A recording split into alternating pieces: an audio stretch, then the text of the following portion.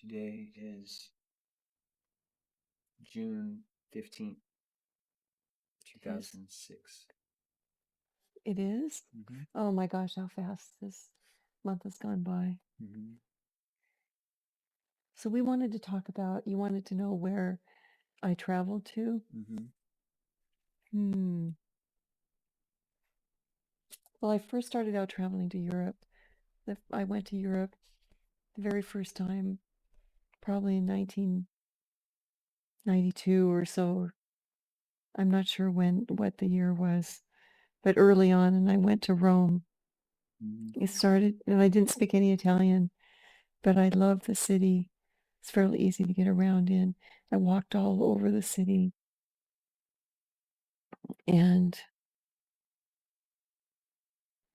one thing I remember about that trip is that they had little cafes where they sold coffee. You couldn't take it out on the street. You had to sit there and Mm-hmm. drink it at the bar. And no to-go option.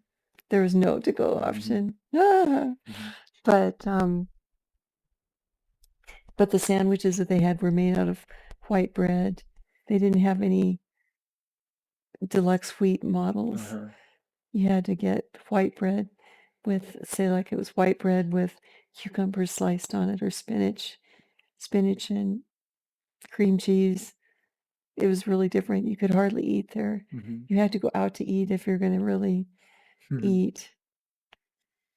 And I was always, when I was walking around, I was always looking for the little children that were trying to rip people off. I Yeah. never saw anybody. I'd been warned to be careful. Yeah. I never saw any little kids trying to rip off people. Mm-hmm. Yeah. You always hear those stories about traveling abroad, but it's probably so rare that it happens to anyone. It's not even worth worrying about. Though you should keep your wallet at least in your front pocket, because tourists are easy prey almost anywhere they go. I always wore my really important papers pinned down inside my clothing, so they'd have to rip them out of me if Mm-hmm. Mm-hmm. if they wanted it that bad. And I'd only carry just a ridiculous little bit amount of change in my pockets Mm-hmm. to take a cab somewhere if I had to. But and that was a really beautiful trip to Rome. My favorite place in Rome is the Vatican, where you can go and walk through St. Peter's. It's a huge, huge round square. I'll talk more about that later, though, because I had several trips after that that were just incredibly touching events about going to St. Peter's. I loved it there so much. But other places that I went in the world, gosh, if I can just remember, seems like every year I would have a couple of trips where I would piggyback different cities. I'd be gone for a couple of weeks, maybe 10 days at a time, once a year, not very often. And I think I know that I went to Denmark, um, spent a couple of days there, always seeing just the hotels and not really doing any other sightseeing than seeing hotels. Mm-hmm. And um, Chris, if you could move in front of me, then Oh, sure. I could talk to you.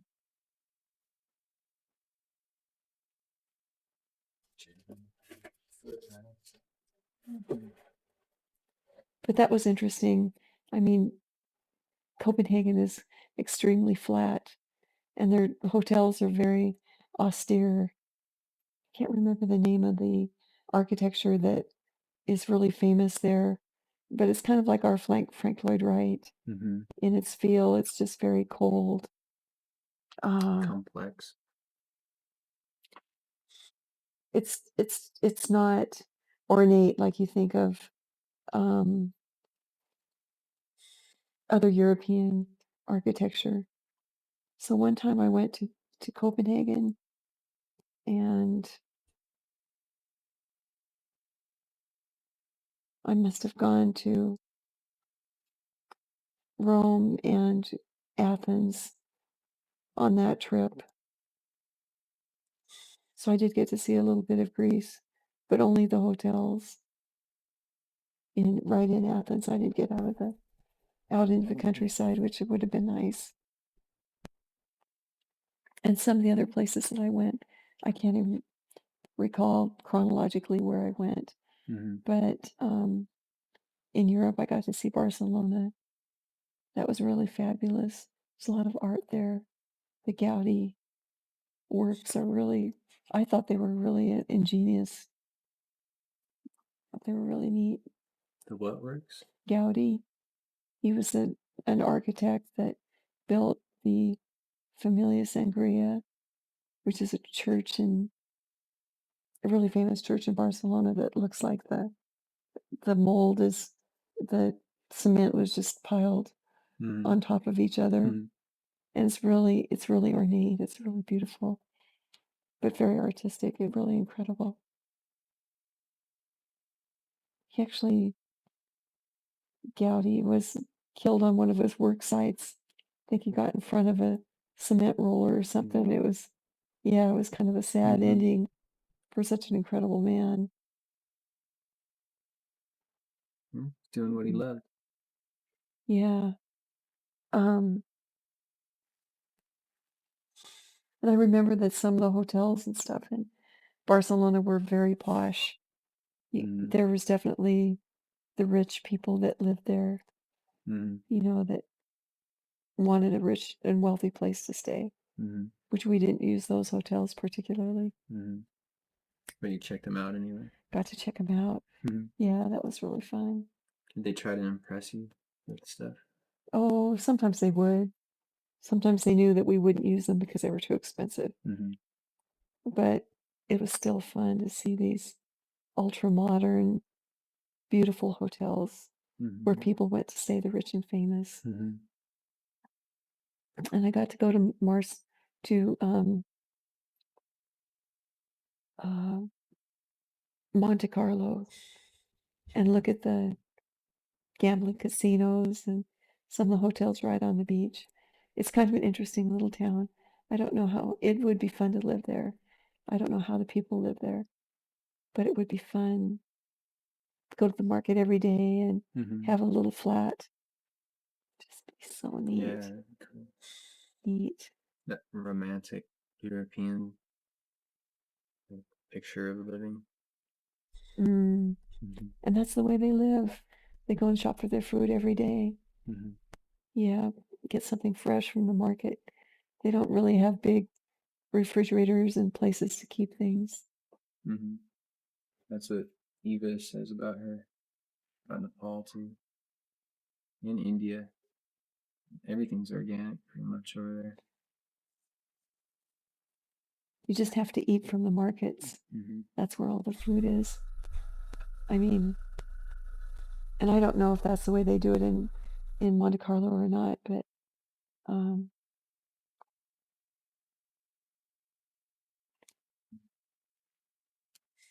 let's see. And I think on one trip I got to go to Nice, and I looked at a bunch of hotels there, which is just down the road from Monte Carlo, and got to see Saint-Tropez, which was an interesting little town. All these little wealthy places where the rich and famous enjoy their time. Mm-hmm. They don't they didn't look like anything spectacular really, just like a place where people with friends would be, hang out and have fun. Mm-hmm. And Cost a lot of money. I think it costs a lot of money because there aren't very many. It's just where it's at.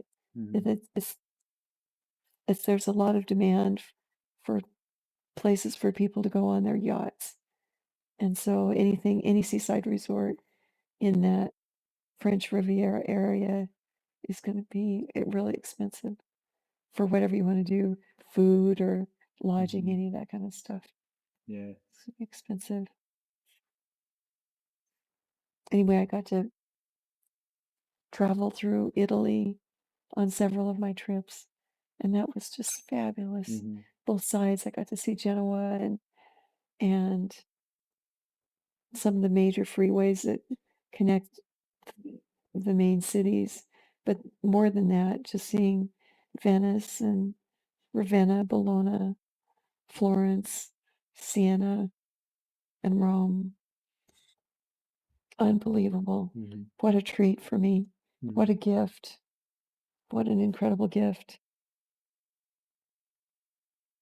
It was so interesting to see the incredible ruins. Italy's worth its weight in interest. I mean, in any time spent there is never wasted. You get to see so much of their history just out there in the open, waiting for you to go and look Mm-hmm. at it. It's very cool. I miss traveling there because I enjoyed it so much. I'll get there someday. Oh, yes, you've got to go there. I'd go there before I went to Amsterdam, although I didn't go to Amsterdam, Mm-hmm. but I It's would supposed to go. have outstanding architecture and stuff too. 500-year-old buildings.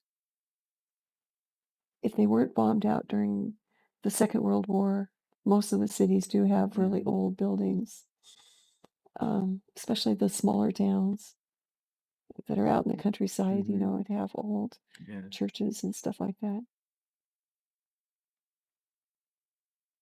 But, and then I think on another trip, on other trip, I got, I didn't go to Europe. Um, I went to South America on one extended trip. That was very interesting. Got to stay in a monastery, Well, converted, it was converted from an old monastery hotel in Cusco, Peru. here comes That was, Tim. oh, is Tim coming? Oh, You can still that's talk. good. Come in. Hey, Tim. Mm-hmm. We're doing a recording session.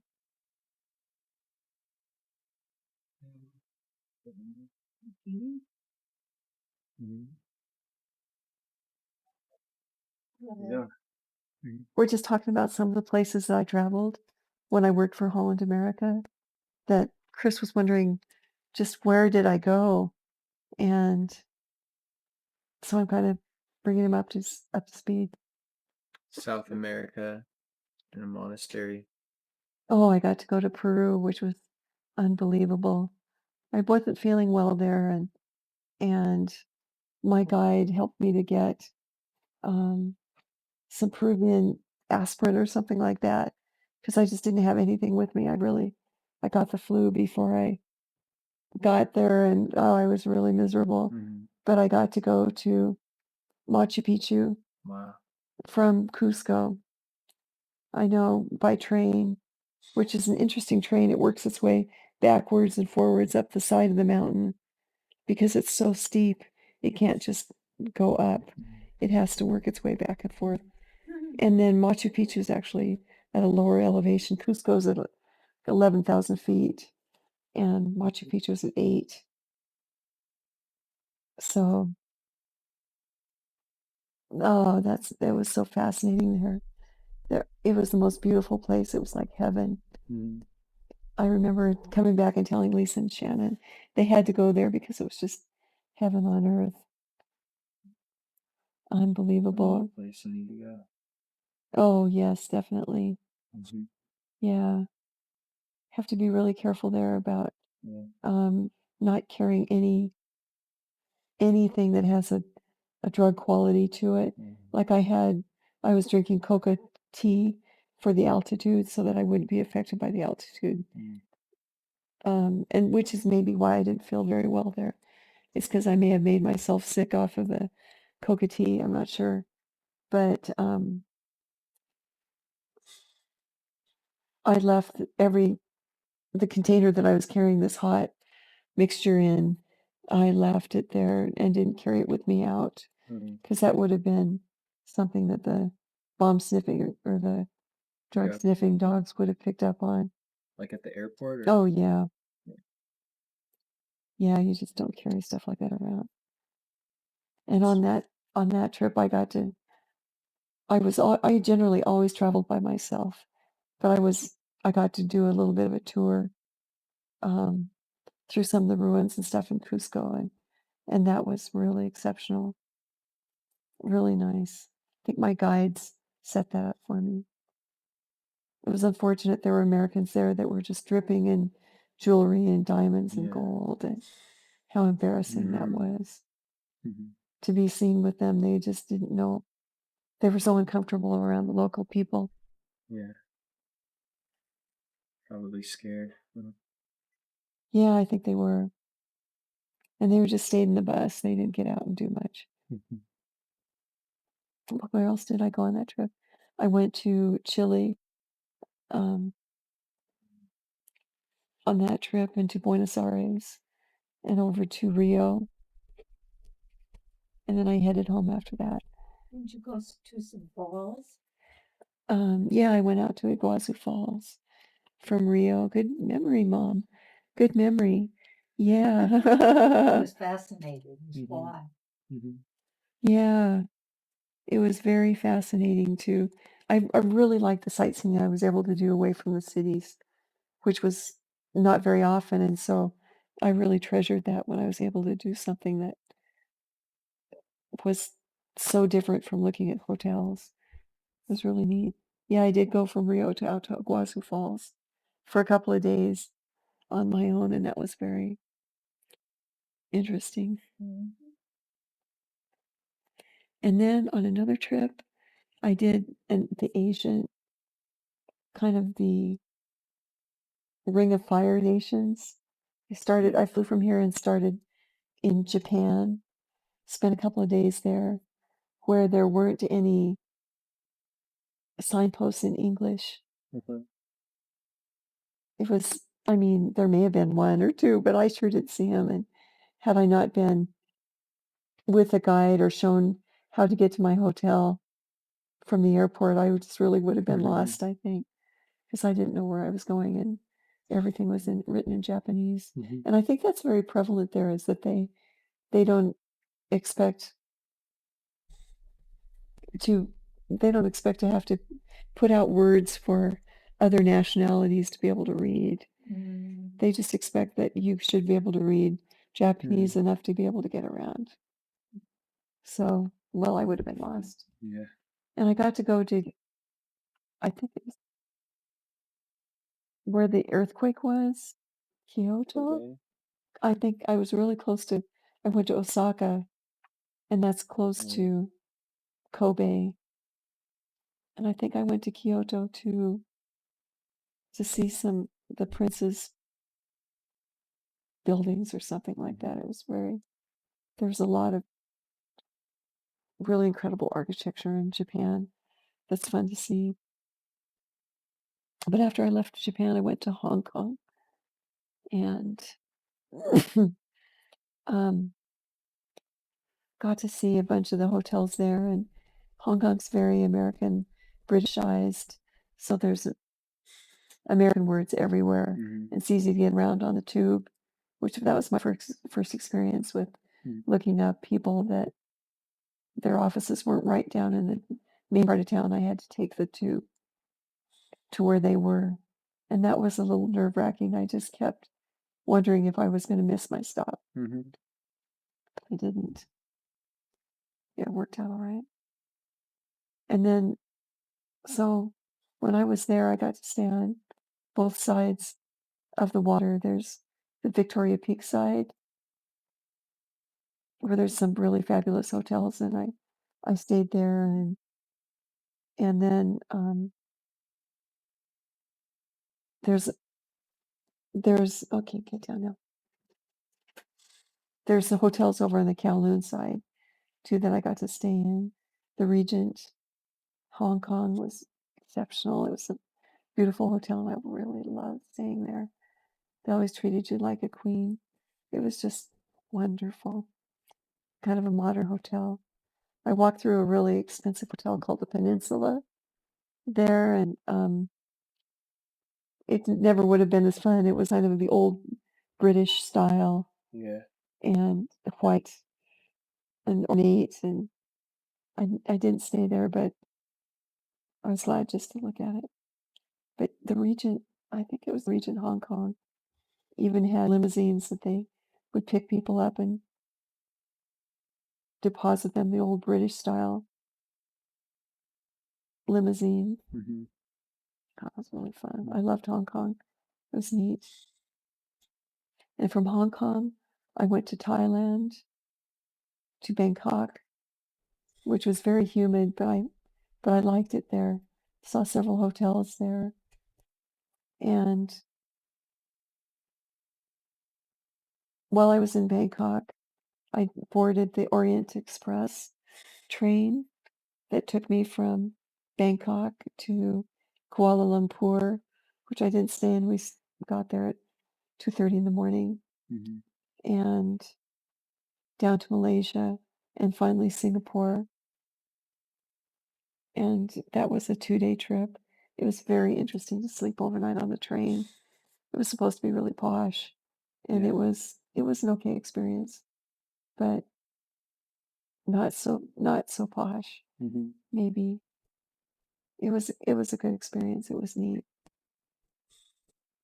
They're supposed to be expensive cars, though, right? Sleeper cars. Yeah, I think I had one because it was just me in the sleeper car, and it was big, like a twin bed in the car. But most people just had little bunks that folded down from the ceiling or from their sofa. Their sofas would be made into a bunk that they would sleep in. You couldn't drink the water on the train. You had to drink water, bottled water.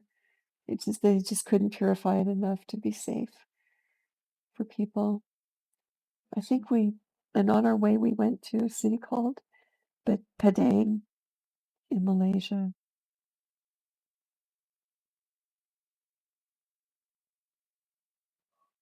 Is it working? Mm-hmm. Hold on. Should I keep talking? Where Might else? as well. Did you go anywhere else over there? After I left Singapore, I went to Australia.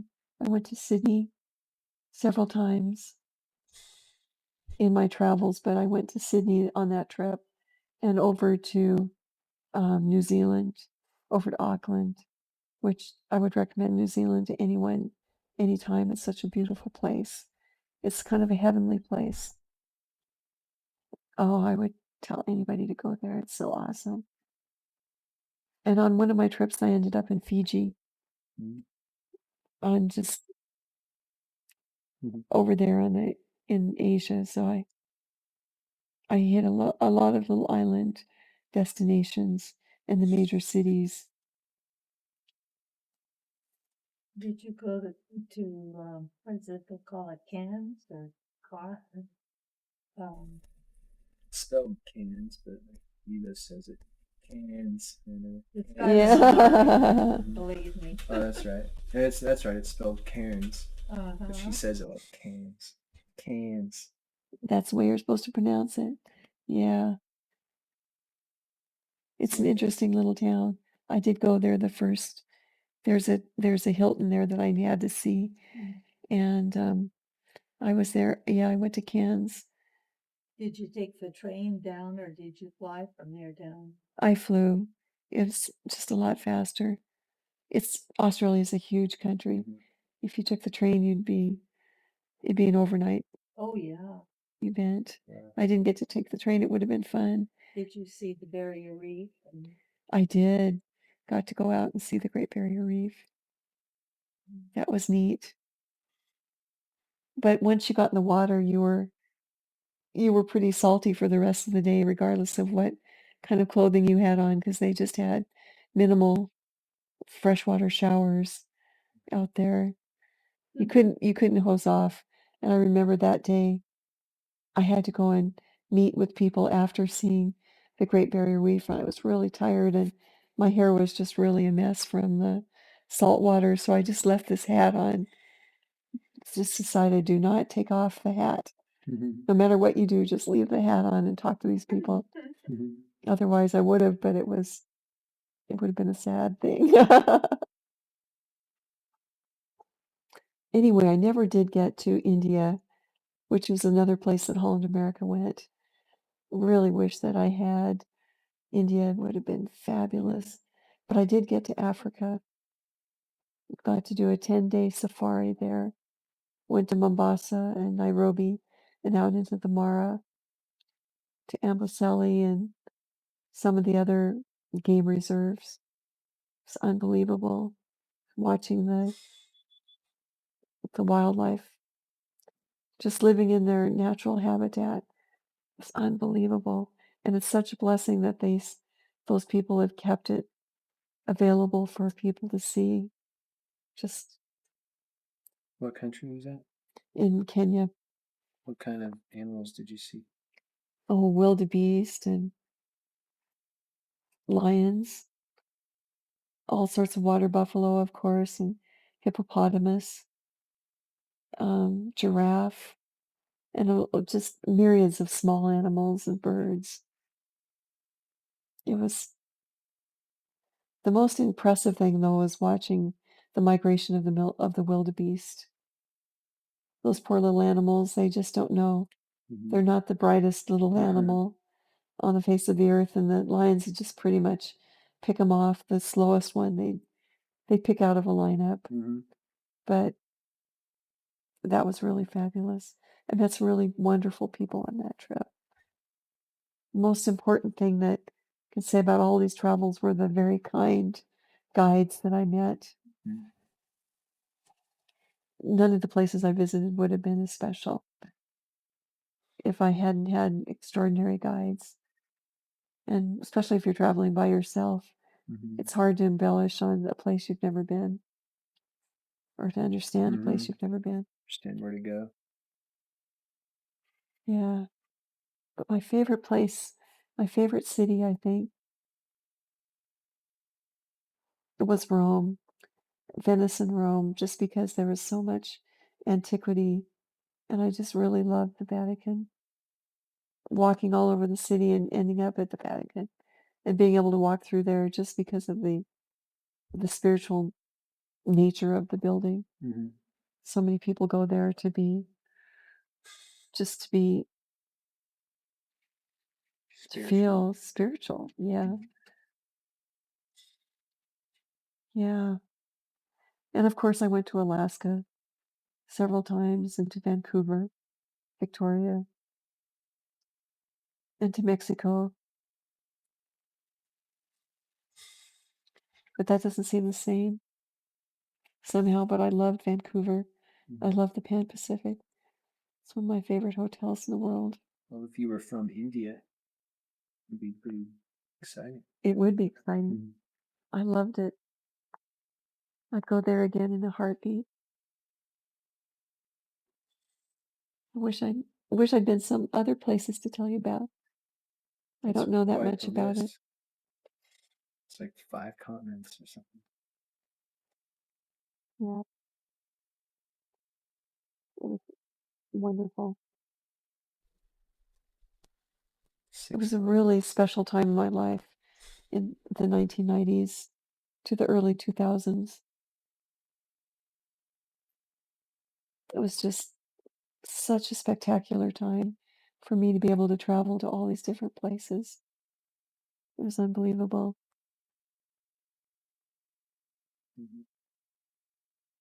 And that's all I can think of. Awesome. So now when I hear about Eva and Nepal, it just makes me really want to go there.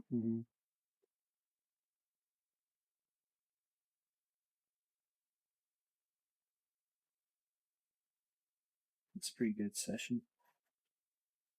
It's long. Yeah, almost half an hour. That end.